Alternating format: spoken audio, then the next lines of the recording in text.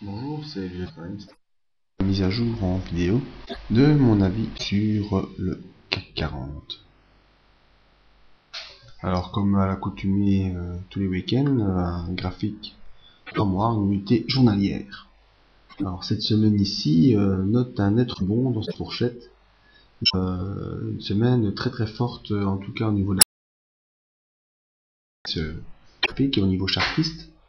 En effet, on a eu plusieurs éléments assez importants. Suite à la sortie ici la semaine dernière du canal baissier qui était matérialisé par les lignes noires, on a eu un retour en fin de semaine où j'avais signalé la possibilité d'un pullback sur le haut de ce canal et en même temps sur le bas de cette fourchette, chose qui fut faite ici mardi. En effet, mardi, on a terminé encore quasiment sur la fourchette, le bas de la fourchette haussière, avec une ombre. Si on la voit bien, vous pouvez regarder, l'ombre de mardi est allée toucher, vraiment toucher le haut du canal baissier. Donc c'est vraiment le pullback parfait. Alors suite à ce contact que j'avais pu déterminer, j'avais déjà entrevu la fonction d'une épaule inversée.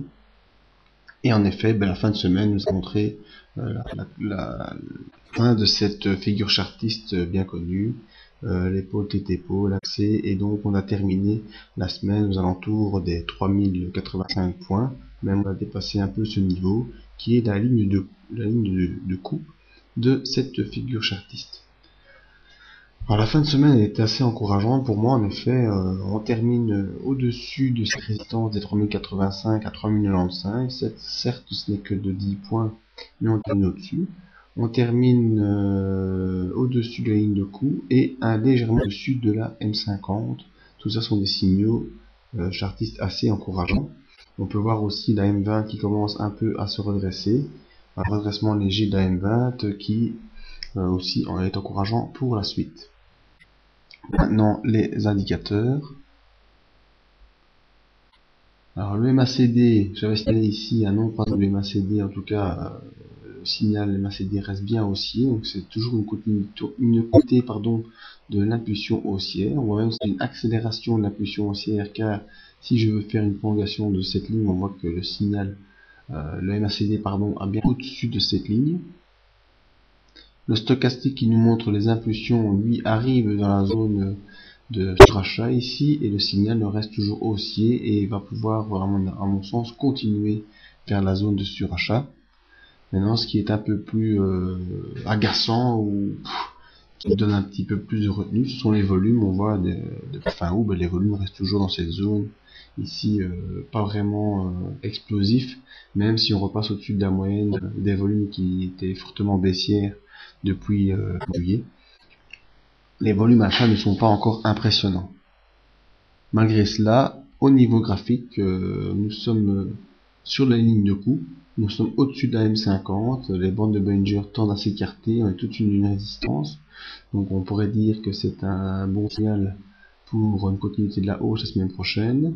Mais attention, vous pouvez voir ici le gap baissier du mois de septembre, eh bien, le bas de ce gap baissier est à 3148 et on a clôturé dans le gap. Ce qui serait intéressant, c'est d'aller clôturer au-delà du gap, c'est-à-dire au-delà des 3148 pour début de semaine, et ainsi pouvoir poursuivre ici cette zone vers le haut du canal baissier hebdomadaire, qui est ici vers une zone à 3286 points, qui est l'objectif haussier de la semaine prochaine, si tout se poursuit comme prévu. Alors, à tenir à l'œil, retour probable, me semblerait lors des briefings que je donne tous les matins sur le site, un retour probable en pullback sur la ligne de coup, si on la franchit début de semaine. Donc voilà, vous avez les signaux à suivre pour la semaine prochaine. Vous avez pu suivre en direct tous les jours lors des briefings du matin la construction d'une épaule tête-épaule inversée, et nous suivre encore une fois pour voir la suite des événements, nous rejoindre aussi sur le site pour voir d'autres analyses d'indices ou de matières premières. Merci et à bientôt.